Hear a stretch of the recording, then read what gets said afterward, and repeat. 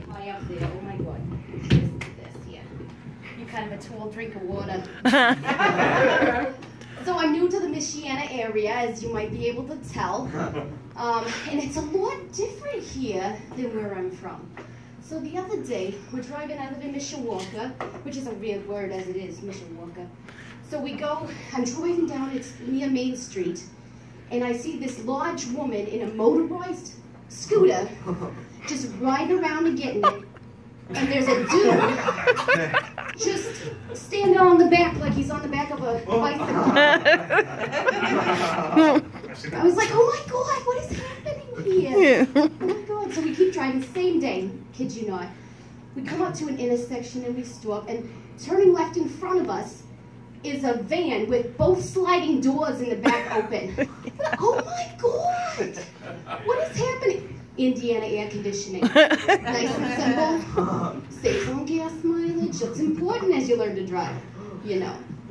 So the last thing, my neighbor, probably somewhere in the neighborhood, had this like 1984 Pontiac Grand Am with tires that are like this high. It's the same size as my F-250. Like I can look in their window and they can look in my window. Why is your vehicle so tall? I just don't understand it. Well, you know, it's just one of those things when you're not used to someplace, and since I'm not used to a big jacked up car, you know, I'm not from Jersey. My family is from Staten Island. But I grew up in Sault Ste. Marie, Michigan, which is all the way north. Like, if you hit Canada, you've gone too far. And I put that Canada in there, you know. Yeah, because you go and you shoot the deer, whatever. My grandpa was in the Coast Guard, met my grandma in New York, and she was a city girl, you know. Brought her back to Sault Ste. Marie to run a tour boat business, and she got there and cried every day for a year, as we all would. So I moved away immediately at 18 and came down, became a nurse, and when my grandpa got sick, I decided to go up and help, but I had this cat, and we had never had animals because my grandmother was allergic. I'm like, okay, cool, but she had met Skittles, that is my cat.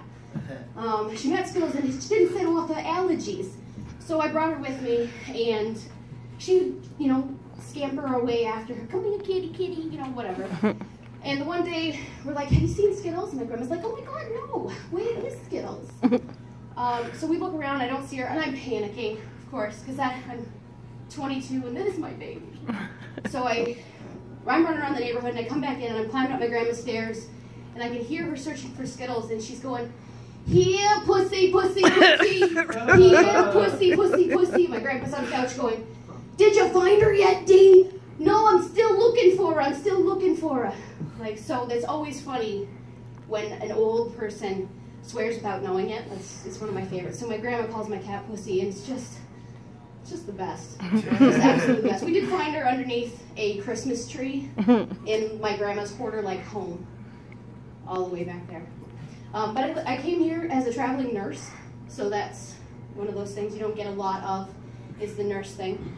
And since we've been talking about penises already, I guess I'll just break into a little something I got for you. And I've been all around the world, so if you think that all those HIPAA forms that you sign are going to make you come up on stage for being silly at a hospital, it's okay. I work with babies now. And also, thanks for not minding my baby. You bet you thought I was going to come talk about babies, right? Well, the shit with the baby's going to talk about babies. So I walk this old man in the bathroom, and you know, I honestly, I have a wife, so I don't know all these things necessarily. I walk this little man to the bathroom, and he's got a walker, and he goes to sit down on the toilet, and he gets about mid-bend, and he goes, "You gonna hold him?" Excuse me. "You gonna hold him?" And I said, I'm sorry, what do you need me to hold? And he reaches between his knees and hands me his scrotum. I was like, well, just all filter gone. If you think nurses are cute little white, no, I have a big filter, I save it, so I only work 3 days a week. So he's just sitting there handing me his scrotum, and I'm like, can't you just set him on your leg? I don't know. I mean, does that pinch off the deferens? I'm not really sure what's going on down there. So he set him on his leg, and his wife comes up to me later and says, "Oh my goodness, sweetheart, thank you so much. I've been holding my husband's testicles for so long. Every time this guy took a shit, she held his testicles." I don't love anyone that much, sorry, baby.